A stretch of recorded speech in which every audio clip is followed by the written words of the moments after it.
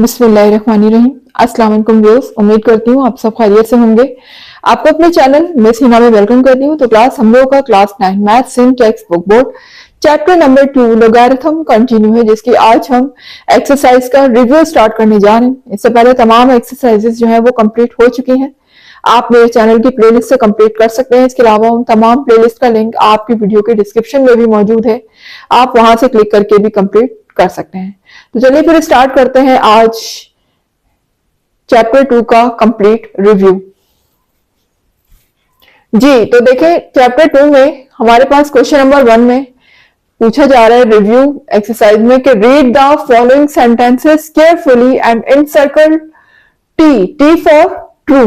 ठीक है, in case of true, अगर हमारा सेंटेंस ट्रू होता है तो हम टी सर्कल करेंगे, और अगर हमारा सेंटेंस फॉल्स होता है तो हम एफ से रिप्रेजेंट करेंगे। तो आप जरूरी नहीं है कि टी और एफ लगाएं, पूरे स्पेलिंग भी लिख सकते हैं ट्रू एंड फॉल्स की।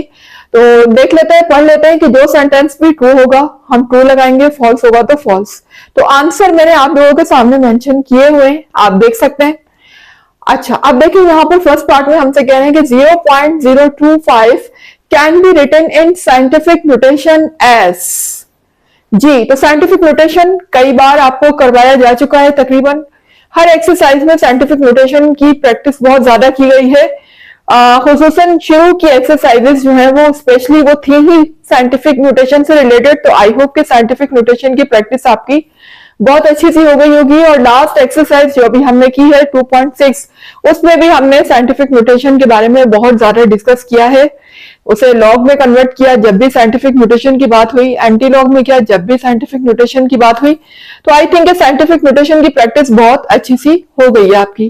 तो अब देखिए यहाँ पर अगर आप इसको साइंटिफिक नोटेशन में कन्वर्ट करते हैं तो देखिए मुझे पॉइंट को कहां लेकर आना होता है, मुझे पॉइंट को होल नंबर के फर्स्ट डिजिट के बाद लेकर आना होता है। ठीक है, फर्स्ट डिजिट भी क्या होना चाहिए, 0 से ग्रेटर होना चाहिए। तो देखिए यहाँ पर अगर हम देखें तो फर्स्ट डिजिट हमारा 2 बन रहा है, जो कि 0 से ग्रेटर भी है, ठीक है, और पॉजिटिव भी है। तो अगर मैं डेसिमल पॉइंट को मूव करके यहां लेकर आऊंगी तो इसका मतलब मेरी पॉइंट की मूवमेंट कहां होगी, लेफ्ट से राइट की तरफ।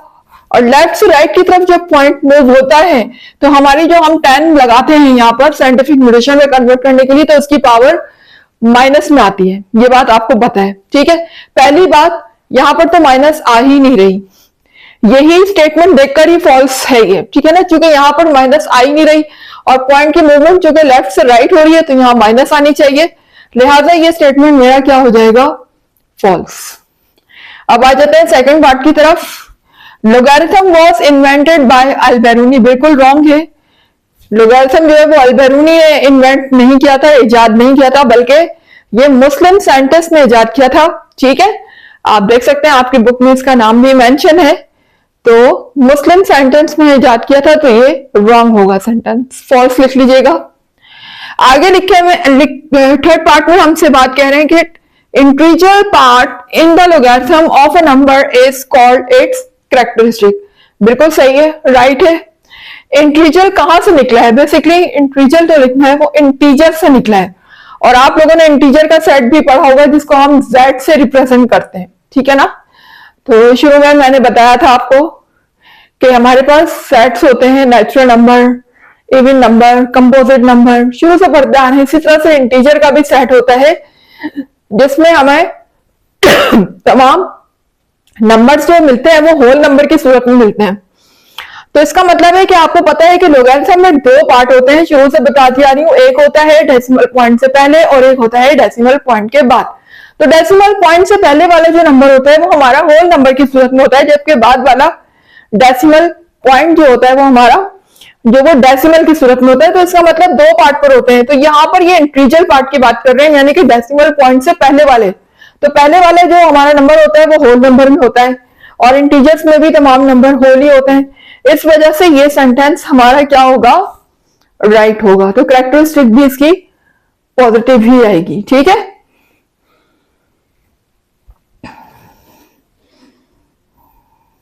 हाँ, तो कैरेक्टरिस्टिक भी इसकी जाहिर होल नंबर में होगी। आपको पता है कि कैरेक्टरिस्टिक जो है वो होल नंबर में होती है, जबकि मैंटिसा जो होता है वो डेसिमल में होता है।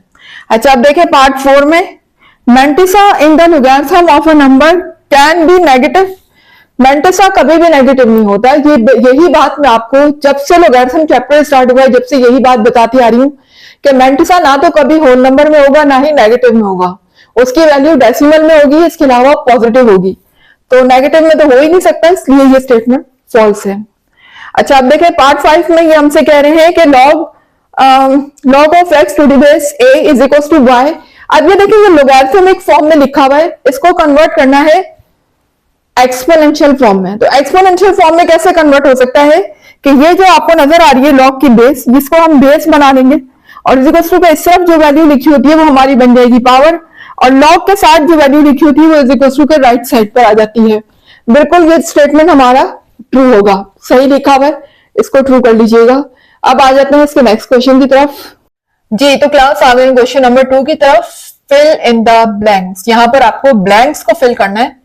तो देखिए फर्स्ट पार्ट हमें क्या कह रहा है, logarithm having a base 10 is called, जिस logarithm की बेस 10 होती है, ठीक है ना, बेस आप समझते हैं, ये जो यहाँ पर छोटी सी नजर आ रही है आपको लॉग की, ये सब क्या है, बेस है। अगर उसकी बेस 10 हो जाती है लॉग की, तो वो लॉग हमारा क्या कहलाता है, कॉमन लोगैरिथम। क्या कहते हैं उसे, कॉमन लोगैरिथम। याद रखिएगा, पॉइंट बहुत इंपॉर्टेंट है, आ सकती है ब्लैंक एग्जाम में, तो उसे हम कॉमन लोगैरिथम कहते हैं। नॉर्मली हम यही लॉग यूज कर रहे होते हैं, जो आम हम लॉग टेबल से देख रहे होते हैं, तो हम log of base 10 he use कर रहे होते हैं। अच्छा, अब यहां पर देखें सेकंड पार्ट में हमसे कह रहे हैं कि लॉग ऑफ 1, यानी अगर हम 1 का लॉग फाइंड करें तो आप कैलकुलेटर से भी फाइंड करके देख सकते हैं कि अगर 1 का लॉग फाइंड किया जाता है तो वो हमेशा 0 आता है, ठीक है। तो लॉग 1 जो है वो क्या होगा, 0 होगा। यहां पर मैंने 0 फिल कर दिया है। इसी तरह आगे देखें लिखा हुआ है fractional part of logarithm is called mantissa. आपसे कहा था ना कि लॉग के 2 पार्ट होते हैं, एक पॉइंट से पहले जो कि हमारा कैरेक्टरिस्टिक कहलाता है, और एक पॉइंट के बाद जो कि हमारा मेंटिसा कहलाता है। तो ये जो फ्रैक्शनल पार्ट है एक्चुअली ये पॉइंट के बाद वाला पार्ट, इसको हम कहते हैं फ्रैक्शनल पार्ट। डेसिमल पार्ट भी कह सकते हैं, फ्रैक्शनल पार्ट भी कह सकते हैं। तो जाहिर है ये डेसिमल पॉइंट के बाद वाला पार्ट है, तो इस वजह से इसको हम क्या कहेंगे, मेंटिसा, ठीक है। 4 देखिएगा, यहां पर हमसे कह रहे हैं कि log of 512 to the base 2 is equal to 9। अब ये 9 कैसे आया, मैंने यहाँ ब्लैंक में 9 लिखा हुआ है, 9 कैसे आया तो मैं आपको यहाँ सॉल्व करके बता देती हूँ। तो क्लास देखिए यहाँ पर अभी ये लोगैरिथमिक फॉर्म में लिखा हुआ है, वैल्यू इसके फाइंड करने के लिए मुझे इसको किसमें कन्वर्ट करना होगा, एक्सपोनेंशियल फॉर्म में। तो एक्सपोनेंशियल फॉर्म में जब इसे हम कन्वर्ट करेंगे तो क्या हो जाएगा, ये यहां आगे सॉल्व कर रही हूं, मतलब ये जो बेस है 2, ये बेस होगी, और इज इक्वल टू के इस तरफ, सॉरी पहले तो हम इसको सपोज कर लेते हैं ना। तो यहां पर देखें ये लोगैरिथमिक फॉर्म लिखी है, इसको हम एक्सपोनेंशियल फॉर्म बनाने के लिए इसको सपोज कर लेंगे x के इक्वल।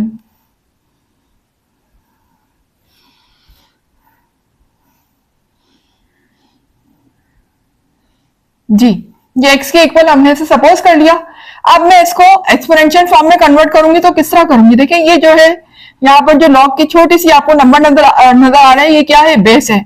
इसको तो हम बेस बनाएंगे, और इस तरफ इज इक्वल टू के इस तरफ जो हमारी वैल्यू लिखी होती है वो बन जाएगी पावर, और लॉग के साथ जो वैल्यू यहाँ पर आपको नजर आ रही है वो हम इज इक्वल टू के राइट साइड पे इस तरह से लिख देंगे 512। जी, अब यहां पर देखिए मुझे x की वैल्यू फाइंड करनी है, बेसिकली x मुझे बताना है, क्योंकि इस पूरी वैल्यू को मैंने x कहा हुआ है और x की प्लेस में हमें वैल्यू लिखनी है, इस मीन से हमें x बताना है। तो क्या देखिएगा क्लास, यहां पर हमें करना क्या होगा, यहां पर x की वैल्यू फाइंड करने के लिए हमें ये करना होगा कि इज इक्वल टू के इस तरफ और इस तरफ दोनों की बेसिस को सेम करना होगा, क्योंकि x जो यहां पर है ना वो पावर की फॉर्म में। तो आपको पता है कि अगर वेरिएबल ही पावर की फॉर्म में आ जाए तो फिर हमें दूसरी चीज को सेम करना पड़ता है, मीन्स क्या, हमें इनकी बेसिस को सेम करना पड़ेगा। कोई एक चीज सेम हो जाए तो दूसरी चीज ऑटोमेटिकली सेम हो जाती है।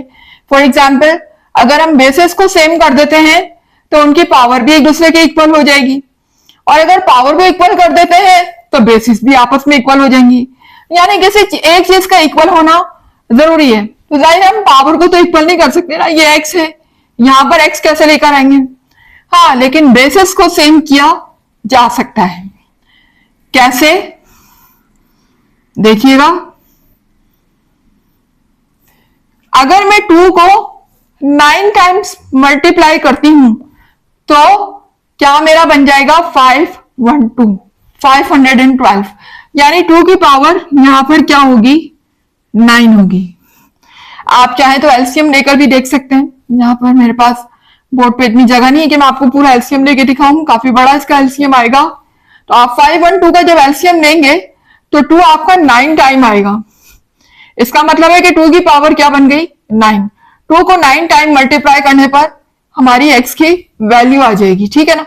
अब देखें दोनों की क्या हो गई? बेस सेम हो गई, ये भी 2 हो गया, ये भी 2 हो गया। जब दोनों की बेसेस आपस में इक्वल हो गई तो इसका मतलब इनकी पावर भी क्या होंगी? आपस में इक्वल होंगी। ये रूल है मैथ्स का, ठीक है। तो यहां पर अब पावर अगर इक्वल हो गई तो इसका मतलब ये पावर इसकी इक्वल हो गई, तो x किसके इक्वल हो गया? 9 के। इस तरह से मेरी यहां पर वैल्यू क्या आ गई? 9। नेक्स्ट पार्ट की तरफ आ जाते हैं, पार्ट 5। यहां देखें, यहां लिखा हुआ है log of m to the base a multiply by log of n to the base m is equal to. अब ये इसका आंसर आ रहा है, ठीक है। कैसे आ रहा है देख लेते हैं। तो क्लास यहां पर आप एक मेन चीज देखिएगा, इसमें यहां पर बेसिस जो है वो चेंज है। इस log की बेस a है, इस log की बेस m है। तो क्लास इसमें मैंने आपको एक एक्सरसाइज करवाई थी जिसमें मैंने आपको क्वेश्चन बताया था, जिसमें मैंने आपसे कहा था कि चेंज बेस रूल हम यूज करते हैं। अगर बेसिस जो है वो अलग हो जाए, किसी भी लॉग की बेसिस जो है वो चेंज हो, तो फिर हम यहाँ पर कौन सा फॉर्मूला अप्लाई करते हैं? Change base rule. ये फॉर्मूला आपके सामने नजर आ रहा है।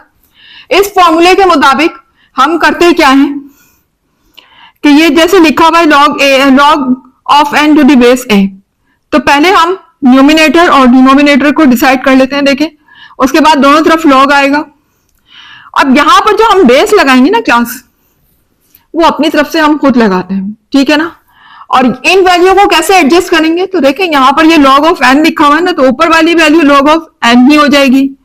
और नीचे ये जो बेस बना हुआ है छोटा सा a, जब हम इसे डिनोमिनेटर में लिखेंगे तो ये a अब बेस की सूरत में नहीं आएगा, बल्कि log के साथ आएगा, log की वैल्यू बनकर, यानी log ऑफ a हो जाएगा। और ये जो बेस आपको नजर आ रही है ना b, ये मैंने खुद से पुट की है, ठीक है। ये आपको खुद से लगानी होंगी ताकि इनकी बेसिस जो है वो सेम हो जाए, ठीक है।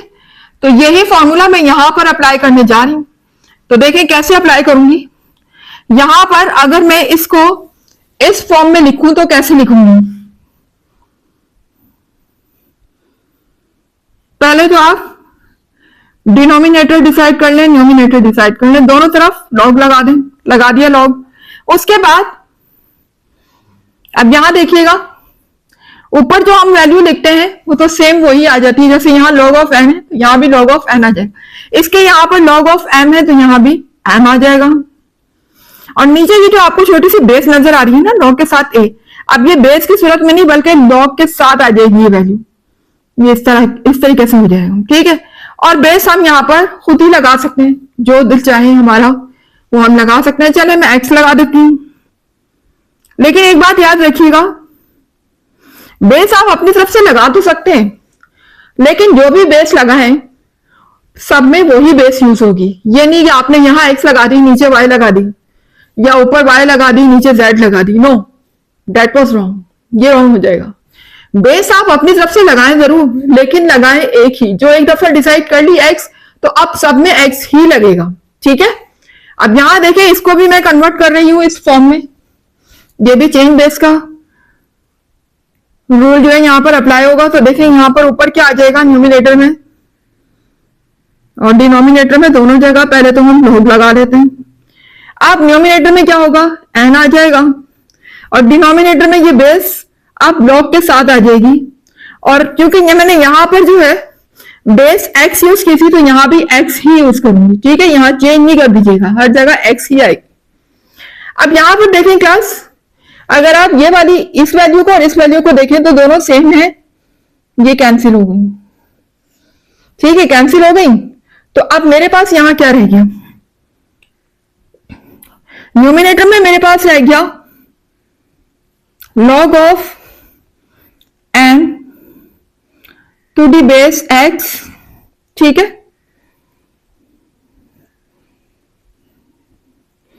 जी। न्यूमिनेटर में मेरे पास क्या रह जाएगा, log of n to the base x, और डिनोमिनेटर में क्या होगा, log of a to the base x, ठीक है। लेकिन आप कहेंगे मिस आंसर तो ये आ रहा है, आंसर ये आ गया। तो क्लास आगे भी एक्सप्लेन कर रही हूं, देख लें किस तरीके से आया ये आंसर। क्लास एक चीज जरा याद रखिएगा, जरूरी नहीं है कि आंसर आपने इसी फॉर्म में लेकर आना है। बुक में आंसर आपका इस तरीके से भी आ सकता है, ठीक है ना। जब हम इस तरीके से इस फॉर्म में लिख सकते हैं तो मतलब ये कि हम इस फॉर्म से इस फॉर्म में भी लिख सकते हैं, ऐसा भी तो पॉसिबल है ना। जरूरी थोड़ी कि हमेशा हम इस फॉर्म से इसी फॉर्म में लिखें।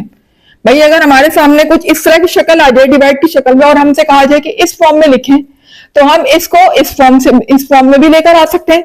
जब इस फॉर्म से राइट हैंड वाली फॉर्म बनाई जा सकती है और राइट हैंड से लेफ्ट हैंड वाली फॉर्म भी लाई जा सकती है। किस तरीके से लाएंगे कि देखिए यहां पर जब हमारे पास ये वैल्यू लिखी होती थी तो क्या होता था, यहां पर लॉग लिखे सबसे पहले तो, ठीक है। और ये जो ऊपर जो वैल्यू मेरी लिखी हुई है log ऑफ n, सेम ये तो यही होगी ना जो आपके न्यूमिनेटर में, तो हम इसको सेम कॉपी कर देते हैं इस तरीके से, ठीक है। और यहां पर जो log के साथ जो वैल्यू a लगी हुई है वो क्या बनी होती थी, बेस बनी होती थी ना। भाई डिनोमिनेटर में हम बेस को क्या बना देते थे, log के साथ लिख देते थे उस वैल्यू को, और बेस तो हम खुद अपनी तरफ से ऐड करते थे ना।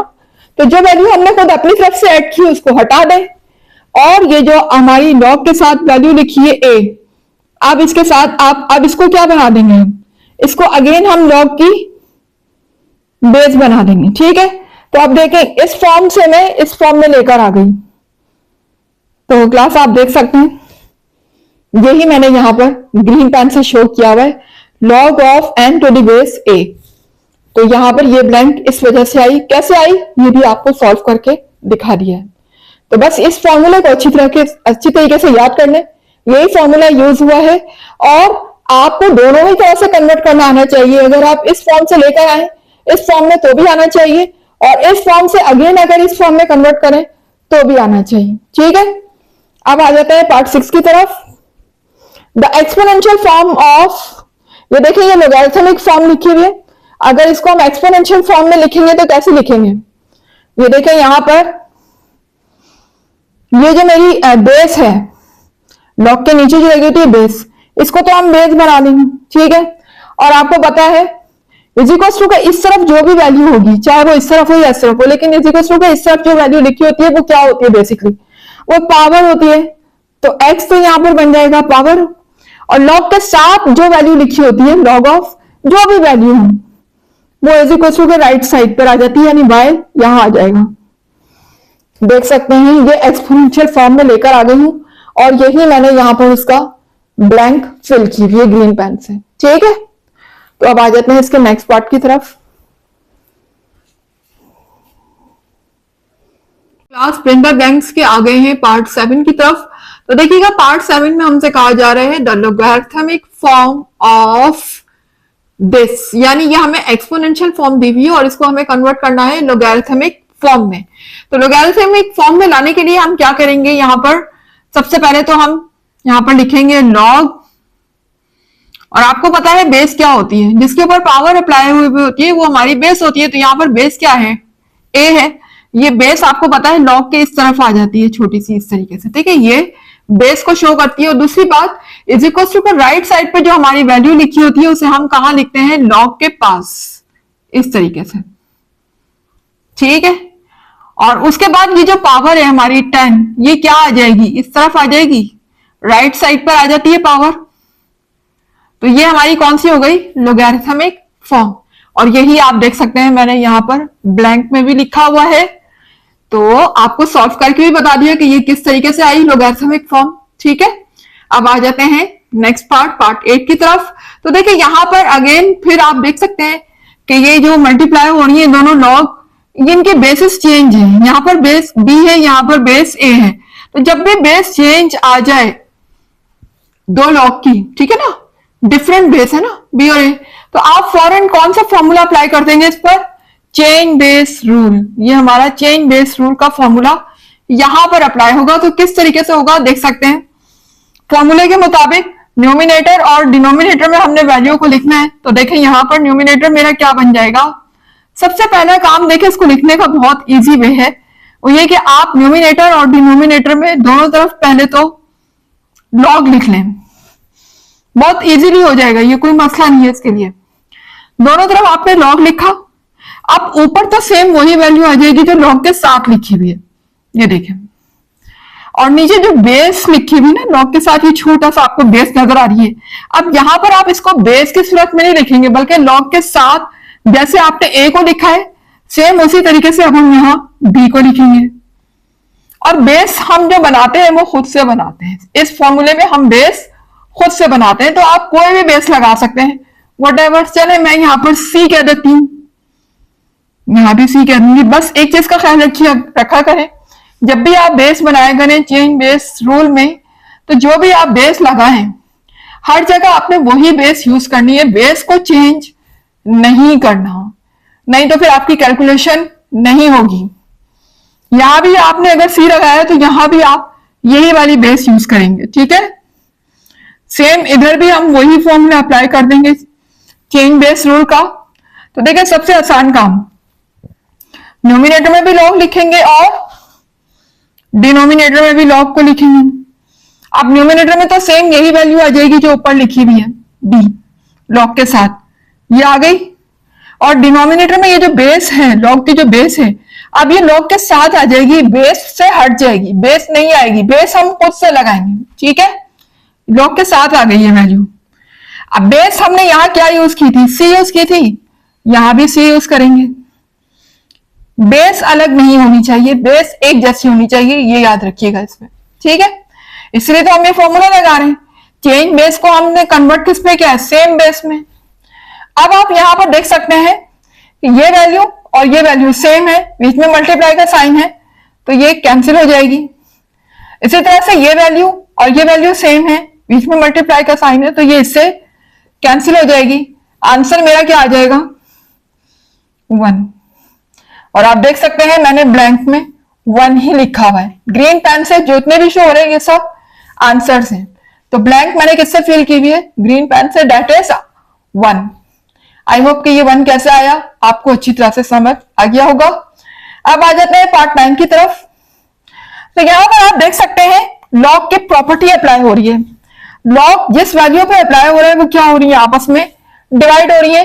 ये तीनों प्रॉपर्टी आपके सामने लिखी हुई है, देख सकते हैं। यहां पर डिवाइड की लॉग की प्रॉपर्टी क्या है, शुरू से पढ़ते आ रहे हैं हम। अगर डिवाइड की प्रॉपर्टी आ जाए तो हम लॉग को किस तरीके से लिखेंगे, पहले लॉग न्यूमिनेटर के साथ आएगा, बीच में माइनस का साइन, और फिर लॉग डिनोमिनेटर के साथ आएगा। सेम यहां पर भी हम यही प्रॉपर्टी अप्लाई कर देंगे। तो पहले लॉग न्यूमिनेटर के साथ आ गया, यानी n के साथ, बीच में माइनस का साइन, और फिर लॉग डिनोमिनेटर के साथ आ जाएगा। बेस हमारी वही रहेगी जो यहां लॉग के साथ लगी हुई है। यहां लॉग के साथ a लगा हुआ है, दोनों के साथ a ही आ जाएगा। आई होप के समझ आ गया होगा आपको। सिंपल हमने प्रॉपर्टी अप्लाई की और कुछ नहीं किया इसमें। अच्छा, पार्ट 10 को देखिएगा। यहां पर लिखा हुआ है लॉग, अब ये दो वैल्यू देखें मल्टीप्लाई हो रही है, तो देखिए यहां पर लॉग की प्रॉपर्टी अप्लाई हो रही है और यहां पर लॉग की दो प्रॉपर्टी अप्लाई हो रही है।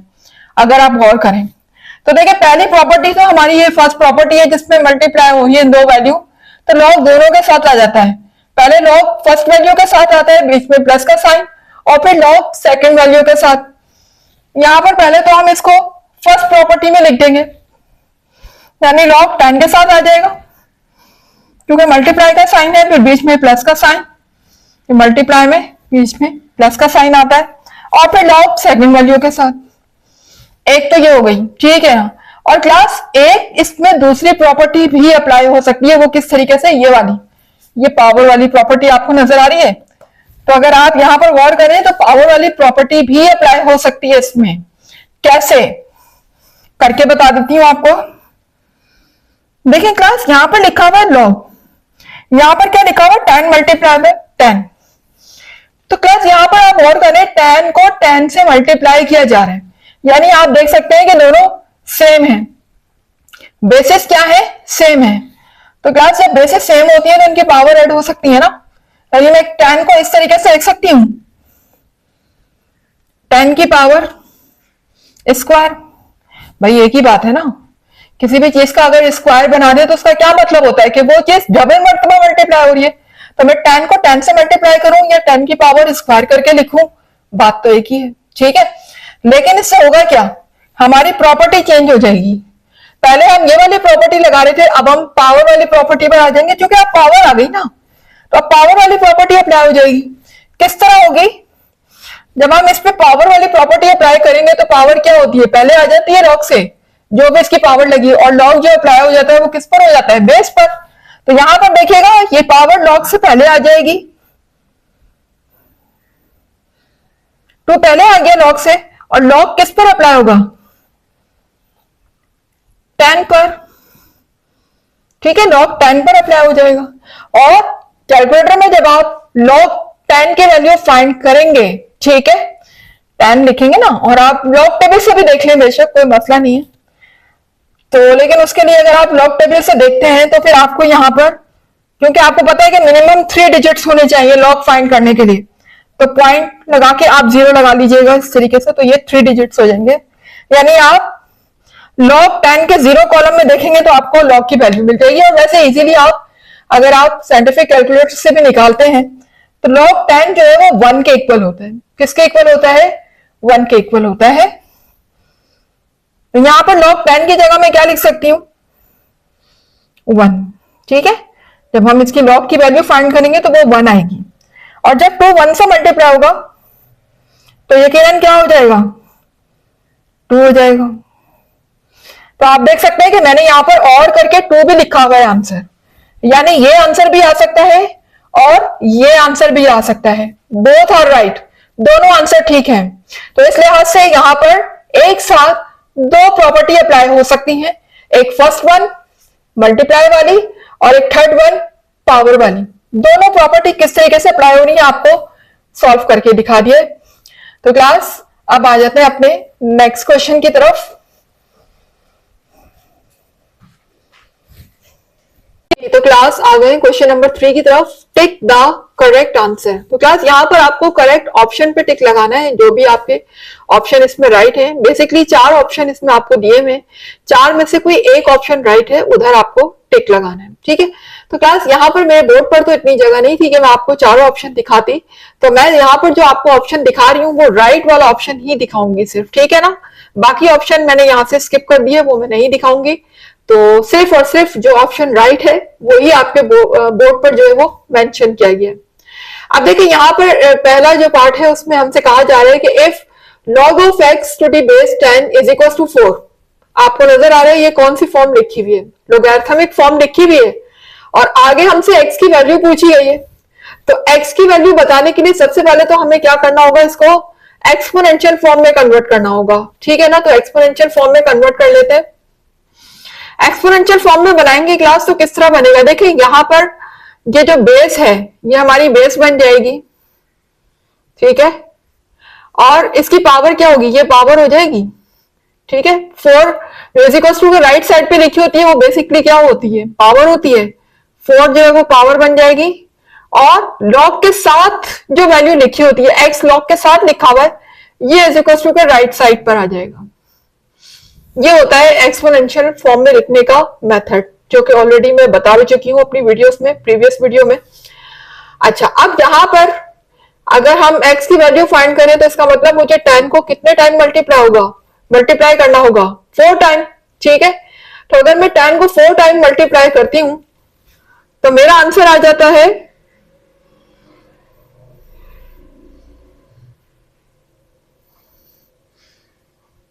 ये, ठीक है। यानी कि 10 को 4 टाइम, 10 10 से 100, फिर 100 को 10 से करेंगे तो 1000 हो जाएगा, फिर 1000 को 10 से करेंगे तो 10,000 हो जाएगा। तो मेरी x की वैल्यू यहां पर आ जाएगी 10,000। अब चाहे तो आप x को लेफ्ट पर लिखे या राइट पर लिखे। x की वैल्यू आ चुकी है, चले हम इसको लेफ्ट पे करके लिख लेते हैं इस तरीके से। तो यही ऑप्शन आपके सामने मैंने लिखा हुआ है। तो इसमें ऑप्शन डी वाला जो ऑप्शन डी है, डी पे जो लगा हुआ है, आप ऑप्शन डी पे टिक लगा लीजिएगा। Option D is the right answer, that is 10,000। Okay, अब आ जाते हैं पार्ट 2 की तरफ। तो पार्ट 2 में देखिएगा the characteristic of log is, वैसे तो इसमें ऑप्शन बी राइट है 1। कैसे आया? अभी हमने लास्ट एक्सरसाइज की, एक्सरसाइज 2.6, उसमें मैंने आपको कैरेक्टरिस्टिक निकालना बताई, और उससे पहले वाली एक्सरसाइजों में भी मैं ये बता चुकी हूँ जिसमें हम लॉग फाइंड कर रहे थे। तो मैंने आपसे कहा था बेसिकली लॉग जो होता है वो 2 वैल्यूज पर कंसिस्ट करता है। First one is the characteristic and the second one is the mantissa. तो इसमें आपको मैंटिसा नहीं बताना, सिर्फ और सिर्फ उन्होंने क्या पूछी है, लॉग की कैरेक्टरिस्टिक पूछी है। तो कैरेक्टरिस्टिक कैसे फाइंड करते थे हम? इसको साइंटिफिक नोटेशन में कन्वर्ट करते थे पहले, इसको साइंटिफिक नोटेशन में कन्वर्ट कर लेते हैं जी। साइंटिफिक नोटेशन में कन्वर्ट करने के लिए हम क्या करते हैं, बेसिकली सबसे पहला काम इसको 10 से मल्टीप्लाई करवा देते हैं, यही करते हैं ना। उसके बाद डेसिमल पॉइंट को हम शिफ्ट करते हैं ताकि हम 10 की पावर डिसाइड कर सके हमने क्या लगानी है, प्लस लगानी है या माइनस लगानी है। वो डिपेंड करता है डेसिमल पॉइंट के मूवमेंट पे कि डेसिमल पॉइंट कहां मूव हो रहा है, ठीक है। और डेसिमल पॉइंट को मूव करके कहां लाना होता है हमें? फर्स्ट डिजिट के बाद, और फर्स्ट डिजिट लाजमी है कि 0 से ग्रेटर हो और पॉजिटिव हो। तो 5 के पास ले आते हैं, 5 0 से ग्रेटर भी है और पॉजिटिव भी है, यानी डेसिमल पॉइंट को मूव करके कहां लाऊंगी मैं? 5 के बाद, इस तरीके से। तो ये कुछ इस तरीके से बन जाएगी 5.458, और 10 की पावर अब क्या हो जाएगी? 1 हो जाएगी, क्योंकि डेसिमल पॉइंट 1 डिजिट के बाद मूव हो रहा है और from right to left move हो रहा है। जब डेसिमल पॉइंट राइट से लेफ्ट की तरफ मूव होता है तो यहां पर 10 की पावर प्लस में आती है। ये बात आपको ऑलरेडी पता है, बहुत सारे क्वेश्चन हम कर चुके हैं इससे रिलेटेड कि हम किस तरीके से कैरेक्टरिस्टिक फाइंड करते हैं या किस तरीके से साइंटिफिक नोटेशन में कन्वर्ट किया जाता है। और यहां पर जो भी 10 की पावर होती है, आपको क्या कहा था मैंने, वो बेसिकली क्या होती है? कैरेक्टरिस्टिक होती है, ठीक है। तो इस वजह से यहाँ 10 की पावर क्या है? 1, तो 1 ही हमारी क्या होगी? कैरेक्टरिस्टिक होगी। तो इसमें ऑप्शन बी जो है वो राइट आंसर है, ऑप्शन बी पे टिक लगा लीजिएगा। अब आ जाते हैं पार्ट 3 की तरफ, ठीक है। यहां पर आगे लिख दीजिएगा कि कैरेक्टरिस्टिक है ये,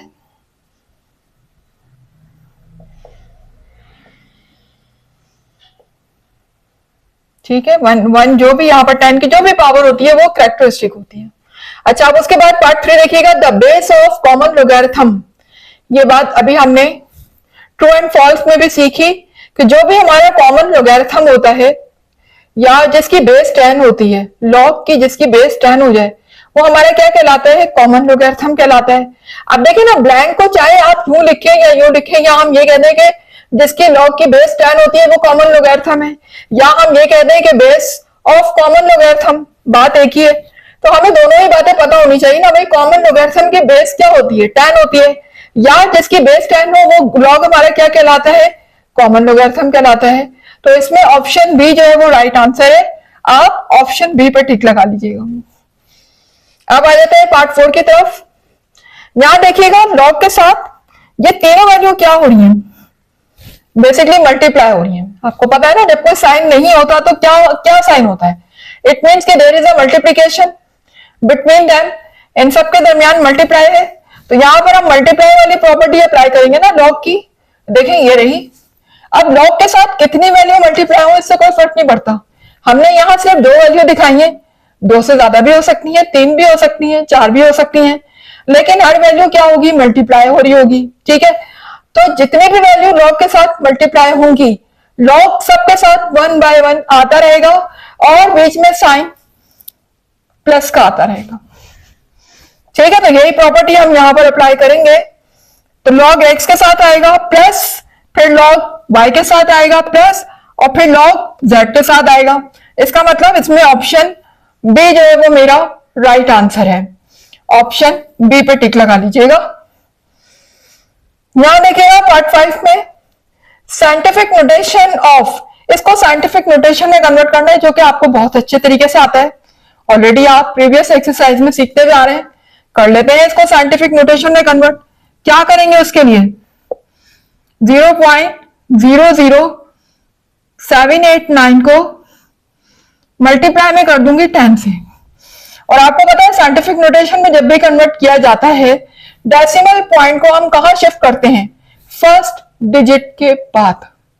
अब फर्स्ट डिजिट तो ये भी था, ये भी था, ये भी था, लेकिन फर्स्ट डिजिट क्या होना चाहिए, 0 से ग्रेटर होना चाहिए, यानी कि 1 से लेकर 9 तक जो मर्जी हो बड़ा, लेकिन यहां पर शुरू में 0 नहीं होना चाहिए। ठीक है, तो फर्स्ट डिजिट अब हमारा क्या बनेगा, फिर 7 बनेगा, क्योंकि 0 से ग्रेटर तो पहला डिजिट 7 ही है ना। तो हम डेसिमल पॉइंट को मूव करके कहां लेकर आएंगे, 7 के बाद, इस तरीके से 7 के बाद आएगा तो कुछ इस तरह से बन जाएगी फॉर्म, 7.89 मल्टीप्लाई बाय 10। और अब 10 की पावर क्या हो जाएगी, ये आप देख सकते हैं कि डेसिमल पॉइंट की मूवमेंट जो है वो कहां से है, लेफ्ट से राइट की तरफ है। पहले कहां थी, राइट से लेफ्ट की तरफ थी, तो 10 की पावर प्लस में आई थी। अब यहां पर क्या हो रहा है, लेफ्ट से राइट की तरफ है, तो अब 10 की पावर इसकी अपोजिट हो जाएगी, अपोजिट साइन आ जाएगा, यानी माइनस में आएगी अब। और डिजिट, कितने डिजिट है यहां पर देखिए, डेसिमल पॉइंट से और डेसिमल पॉइंट की पोजीशन तक आने में बीच में कितने डिजिट आ रहे हैं, 1 2 3, there are 3 digit over here. तो 10 की पावर यहां पर हो जाएगी -3 तो आएगी लेकिन माइनस के साथ। तो इस लिहाज से मैंने यही ऑप्शन इसमें टिक लगाया है, जो कि ऑप्शन ए में लिखा हुआ है। तो इसमें आप ऑप्शन ए पर टिक लगा लीजिएगा, option A is the right answer. अब आ जाते हैं इसके नेक्स्ट पार्ट की तरफ। जी, तो क्लास क्वेश्चन नंबर 3 के पार्ट 6 की तरफ आ गए। देखिए यहां पर लिखा हुआ है, if log x is equal to 2 then x की वैल्यू आपको बतानी है। तो आपको पता है कि किस तरीके से मालूम की जा सकती है। अभी अभी हमने लास्ट एक्सरसाइज में भी सीखा कि अगर यहाँ पर सिर्फ और सिर्फ x की वैल्यू पूछी जाए, मीन्स कि हम log को वहां शिफ्ट कर रहे हैं ना, राइट साइड पे। log यहां से लेकर कहां जाएंगे हम, राइट साइड पे। और आपको पता है कि जब log की पोजीशन चेंज होती है लेफ्ट से राइट या राइट से लेफ्ट, तो वो log क्या बन जाता है, एंटी लॉग। तो यहां पर हम इसको एंटी लॉग बना लेंगे। ये यहां शिफ्ट होने के बाद क्या हो जाएगा, एंटी लॉग हो जाएगा। अब एंटी लॉग किस पर अप्लाई हो रहा है, 2 पर अप्लाई हो रहा है। और आपको पता है कि सिंगल डिजिट पे कभी भी एंटी लॉग या लॉग नहीं निकलता, मिनिमम जो है उसके लिए हमारे पास 3 या 4 डिजिट होने चाहिए। तो क्लास अब इसको हम डिजिट्स को कैसे बढ़ा सकते हैं, अगर मैं पॉइंट के बाद इधर 0 ऐड कर लूं, 3 0 अपनी तरफ से लगा लूं, तो अब होगा क्या, आपको पता है कि एंटी लॉग निकालने के लिए हमारे पास 2 चीजें होती हैं, एक कैरेक्टरिस्टिक और एक मैंटिसा। और एंटी लॉग जो है वो सिर्फ और सिर्फ मैंटिसा से आ सकता है, कैरेक्टरिस्टिक से नहीं आता। तो यहां पर ये देखिए पॉइंट से पहले क्या है, ये कैरेक्टरिस्टिक है, पॉइंट के बाद क्या है, मैंटिसा। तो अगर हम एंटी लॉग टेबल में जाएंगे और इसके मैंटिसा यानी ये वाला डेसिमल पॉइंट, ये देखिए यहां पर मैं अलग करके भी दिखा देती हूँ आपको, ताकि आपको रहे कि ये x is equal to anti log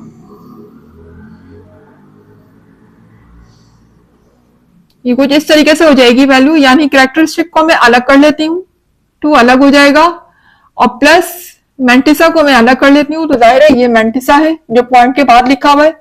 तो मैंटिसा सेपरेट होने के बाद हो जाएगा 0.00। ठीक है, 3 ही 0 लगा दीजिए बस, काफी है। ये इस तरीके से हो जाएगी जी। अब मुझे एंटी लॉग देखिए कैरेक्टरिस्टिक का फाइंड नहीं करना है, ये तो कैरेक्टरिस्टिक हमने सेपरेट कर लिए। ठीक है, मुझे किसका फाइंड करना है, मैंटिसा का। तो अगर हम एंटी लॉग टेबल में जाएंगे और यहां पर आप देखिए 0.00 के आगे कोई नंबर नहीं है, तो 0.00 के हम किस में देखेंगे, 0 में देखेंगे। तो 0.00 के 0 में जब हम देखेंगे तो हमारी वैल्यू उधर हमें नजर आएगी 100, 102 लिखा हुआ है। 2 को इग्नोर कर दें आप, सिर्फ 3 डिजिट तक अगर हम लें तो 3 डिजिट तक हमारा क्या होगा, 100, ठीक है। अच्छा 100 आ गया, लेकिन आपको पता है क्लास के हमारा जो यहाँ पर एंटी लॉग आता है उसमें डेसिमल पॉइंट का होना बहुत जरूरी है। तो डेसिमल पॉइंट हम कैसे लगाते हैं, आपको 2.6 में भी लगाना सिखाया मैंने। कैरेक्टरिस्टिक को देखकर लगाते हैं। कैरेक्टरिस्टिक यहाँ पर क्या है, 10 है। तो इसको यहां पर पॉइंट लगाने के लिए मुझे इसको किस में कन्वर्ट करना होगा, साइंटिफिक नोटेशन में कन्वर्ट करना होगा। और यहाँ 10 की पावर अब ये बन जाएगी कैरेक्टरिस्टिक, जो कि कैरेक्टरिस्टिक क्या लिखी हुई है, 2। आपको पता है जो भी कैरेक्टरिस्टिक होती है बेसिकली वो क्या होती है, 10 की पावर होती है। यहां पर हम 10 की पावर 2 लगा दें। आपको पता है साइंटिफिक नोटेशन में जब हम कन्वर्ट करते हैं तो हमारा डेसिमल पॉइंट कहाँ होता है, फर्स्ट डिजिट के बाद होता है ना। तो भाई फर्स्ट डिजिट के बाद हम यहाँ पॉइंट लगा देते हैं। क्यों लगा देते हैं, क्योंकि यहाँ पर ऑलरेडी 10 की पावर पहले से डिसाइडेड है, ये लिखी हुई है ना कैरेक्टरिस्टिक, हमने खुद तो नहीं लगाई जो हम पॉइंट को एडजस्ट करेंगे। जब पहले से डिसाइड होती है तो हम फर्स्ट डिजिट के बाद ही पॉइंट लगाते हैं, साइंटिफिक नोटेशन में कन्वर्ट हो गया है। अब उसके बाद वाला काम हम ये करते हैं कि डेसिमल पॉइंट को मूव करते हैं, यानी ये साइंटिफिक नोटेशन में आपकी बुक में आंसर नहीं आता, नॉर्मली किस में आता है, ऑर्डिनरी नोटेशन में आता है। तो इसको ऑर्डिनरी नोटेशन बनाने के लिए हमें 10 को हटाना होगा। 10 को हटाना होगा तो हम इसकी पावर को कंसीडर करेंगे कि इसकी जो भी पावर लिखी हुई है हम डेसिमल पॉइंट को उसके हिसाब से एडजस्ट करें। यहाँ पर पावर 2 है तो इसका मतलब ये पॉजिटिव पावर है, तो हम डेसिमल पॉइंट को मूव करके लेफ्ट से कहां ले जाएंगे, राइट की तरफ। तो ले आते हैं। जब ये डेसिमल पॉइंट राइट की तरफ मूव होगा तो चूंकि पावर 2 है तो 2 डिजिट के बाद मूव होगा, इट मींस के लास्ट में आ जाएगा ये। और लास्ट में हम डेसिमल पॉइंट शो नहीं करते तो ये क्या बन जाएगा, सिर्फ 100, ठीक है। तो इस तरीके से हमारा ऑप्शन सी यहां पर राइट होगा, जो कि मैंने पहले से लिखा हुआ भी है। Option C is the right answer. और ये किस तरीके से आया ये आपको यहां पर सॉल्व करके भी बता दिया। अब आ जाते हैं पार्ट 7 की तरफ। पार्ट 7 में देखिएगा यहां पर कह रहे हैं log of 8 to the base 2 is equals to x। Simple, जहां कहीं भी इस तरीके से लिखा हुआ आ जाए इसका मतलब है कि अब हमें इसे लोगैरिथमिक फॉर्म से किस में कन्वर्ट करना है, एक्सपोनेंशियल फॉर्म में, in order to find the value of x।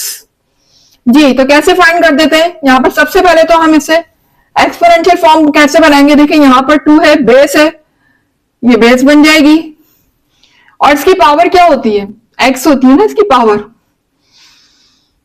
जो इस इक्वल के इस तरफ लिखी होती है बेसिकली क्या होती है, पावर होती है। और लॉग के साथ जो वैल्यू लिखी होती है वो आ जाती है इज इक्वल के राइट साइड पर।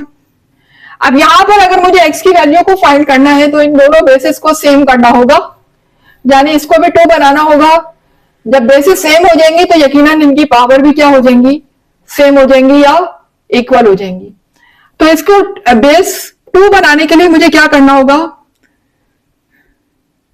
देखिए अगर मैं 2 की पावर यहां पर 3 लगा दूं, अगर मैं यहां 2 की पावर 3 लगा दूं, एक ही बात है ना भाई, 2 को 3 टाइम मल्टीप्लाई करो या 8 लिखो, बात तो एक ही है। अगर हम 2 को 3 टाइम मल्टीप्लाई करते हैं 2 2 जा 4 एंड 4 2 जा 8, यही होता है ना। तो मैंने 8 लिखने के बजाय 2 की पावर 3 लिख दिया ताकि बेसिस को सेम बना सकूं। बेसिस को सेम बनाने से होगा क्या, इनकी पावर भी सेम हो जाएंगी, यानी इनकी पावर भी इक्वल हो जाएंगी। जब बेसिस इक्वल हो गई तो पावर भी इक्वल हो गई। इसका मतलब है एक्स किसके इक्वल हो गया,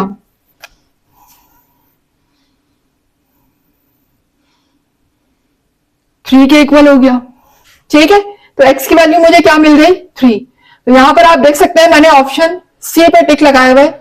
option C is the right answer, that is 3। आप लोग ऑप्शन सी पे टिक लगा लीजिएगा। अब आ जाते हैं नेक्स्ट पार्ट, पार्ट 8 की तरफ।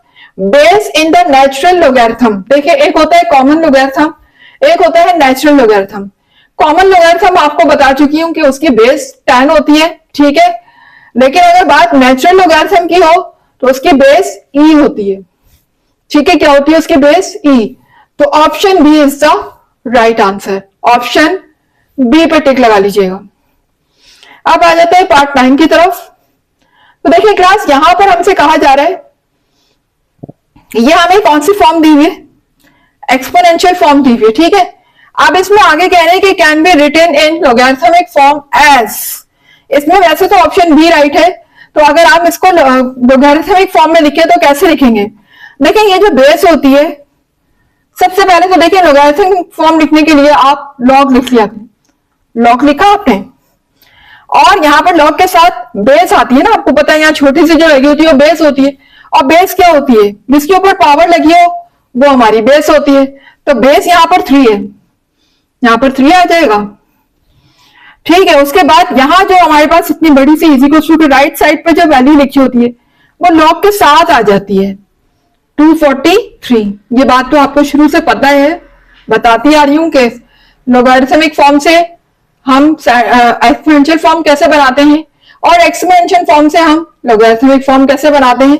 तो सिंपल हम यहाँ से एक्सपोनेंशियल फॉर्म में इसको किस में कन्वर्ट कर रहे हैं? लॉगरिथमिक फॉर्म में।